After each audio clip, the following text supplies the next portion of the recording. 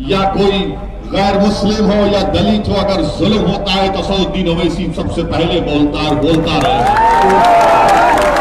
हमने बोला आज के इस जलसे में अब कह रहे हैं, हम अल्लाह से दुआ करते हैं कि अल्लाह सुब्हानहू व तआला मौलाना कलीम को अल्लाह जल्द से जल्द रिहा करवा दे। और जिस कानून में उनको पकड़ा गया, हमने उनके वकील से भी बात की, अबू बकर साहब से हमने उनसे भी बात की, तो उन्होंने कहा कि इंडियन पीनल कोड के सख्त से सख्त सेक्शंस उन पर लगा दिए गए। केस में कोई दम नहीं है, उनका वकील कह रहा है। जो पुलिस प्रेस कॉन्फ्रेंस में कहती है वो एफआईआर में उसका कोई तस्करा नहीं, एफआईआर में उसका कोई तस्करा नहीं है। उन्होंने कहा कि जरूर इंसाफ मिलेगा मगर टाइम लगेगा। मेरे अजीज दोस्तों और बुजुर्गों, ये जो योगी सरकार ने रिलीजन मजहब तब्दीली का जो कानून बनाया, वो कानून कितना गलत है सोचिए आप। कि अगर मैं या कोई यहां से किसी का कत्ल करता है या अटेम्प्ट टू मर्डर होता है, तो पुलिस को बताना पड़ता है कि फलां मुजरिम पर यह केस साबित होता है, जिसको अंग्रेजी में कहते हैं कि बियॉन्ड रीजनेबल डाउट, यानी पुलिस के ऊपर जिम्मेदारी होती है, प्रोसिक्यूशन के ऊपर, कि वो फौजदारी मुकदमात में कि पुलिस उस पर जुर्म को कायम करे। ये जो मजहब तब्दीली का कानून योगी आदित्यनाथ ने बनाया, वो ये कहता है कि अगर कोई मुसलमान होता है या कोई ईसाई होता है या कोई दूसरा मजहब को कबूल करता है, तो उसको बताना पड़ेगा कि बगैर खौफ के और बगैर फाट के उसने मजहब को तब्दील किया। ये कानून योगी आदित्यनाथ ने बनाया, यानी कत्ल पर एक कत्ल पर एक चीज होती है। अब जो मजहब तब्दील करता है उस पर एक दूसरा स्टैंडर्ड लगा दिया। मेरे अजीज दोस्तों और बुजुर्गों, मैं योगी आदित्यनाथ के इस कानून की मजम्मत किया, कंडेम किया। ये अनकॉन्स्टिट्यूशनल है, सुप्रीम कोर्ट के पुट्टुस्वामी जजमेंट के खिलाफ है।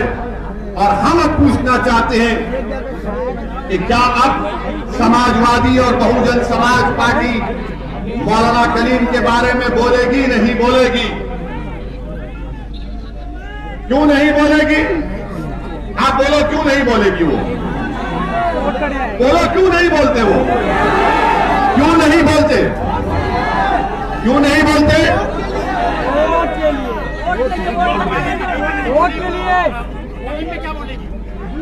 क्यों नहीं बोलते?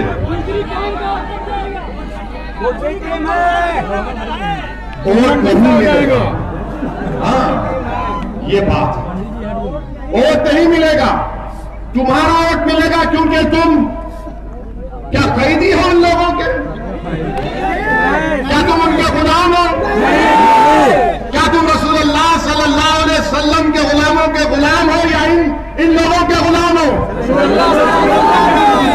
क्या तुम्हारी जबान हक और सच्चाई को बयान करेगी या इन लोगों से डर कर तुम खामोश हो जाओगे? अगर जिंदा है तो जिंदगी का सबूत दो, अगर गूंगे बन गए तो फिर कोई कुछ नहीं कर सकता। अल्लाह ने हमारे तुम्हारे मुंह में जबान दी है, बोलो, चीख कर बोलो, पुकार कर बोलो कि नाइंसाफी है, ये नाइंसाफी है। हम नाइंसाफी को नाइंसाफी कहेंगे, चाहे नाइंसाफी मुसलमान से हो, हिंदू से हो, दलित से हो या भाषा हो।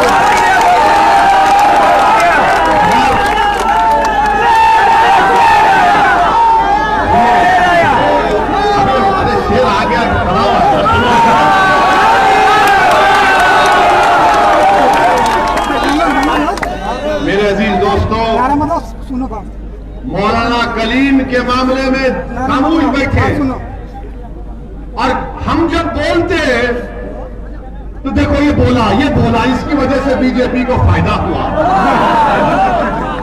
अब बोलो, ये मसले में बीजेपी को फायदा हो रहा है या सच्चाई को बयान किया जा रहा है? जोर से बोलो ताकि आवाज जाए लखनऊ तक।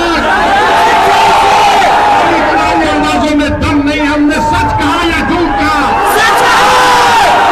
सच कहा तो नारा लगा हमारे साथ, नारे तकबीर।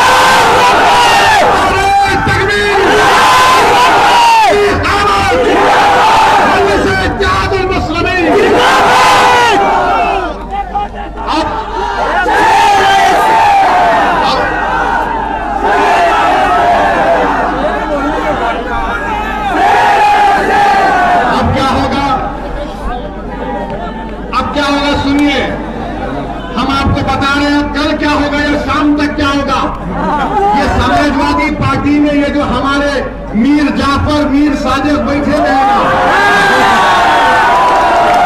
जो अभी तक चूड़ियां पहनकर बैठे हैं। अरे महिलाओं के खिलाफ नहीं, मैं मर्दों से कह रहा हूं। चलिए चूड़ियों का जिक्र नहीं करते बल्कि खामोश बैठे हैं। अब शाम से मीडिया को बुलाएंगे, आइए आइए, हम मौलाना के साथ हैं, हम मौलाना के साथ हैं। हम जब बोल दिए तो वहां से अखिलेश का बहन जी का फोन जाएगा, ये बोलो ना, वो टोपी वाला बोलकर गया, तुम लोग बोलते नहीं। वो बोलेंगे भैया बहन जी हम आपके आदेश का इंतजार कर रहे हैं। जब बियालाबाद से हमारा सांसद या विधायक जीतेगा, नीचे कर जुल्म होगा, आदेश की नहीं पूछा जाएगा, क्यों नहीं बोले अब तक। थोड़ा सा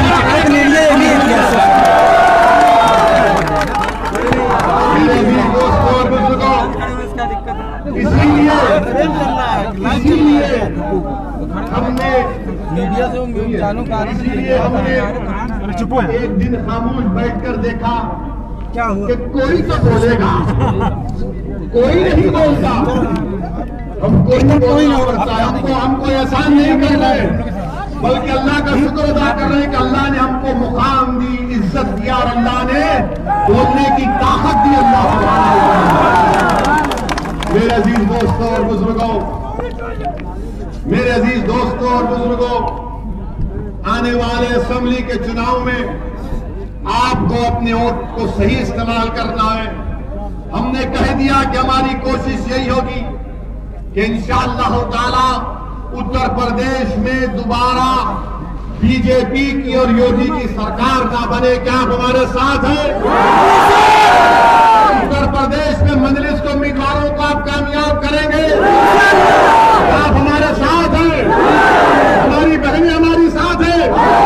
इंशाअल्लाह ताला जब आप सबका साथ रहेगा तो इज्तिमाई तौर पर मेहनत की जाएगी। और याद रखिए सऊद्दीन अवैसी यहां पर आकर अपनी शोहरत, अपनी मकबूलियत, अपनी अनानियत को मनवाने नहीं आया है। मेरी दिल की ख्वाहिश यह है कि अल्लाह मुझे इस दुनिया से उठाने से पहले उत्तर प्रदेश में बल्कि पूरे भारत में मुझसे ज्यादा नेक और काबिल नेताओं को अल्लाह पैदा कर दे, ताकि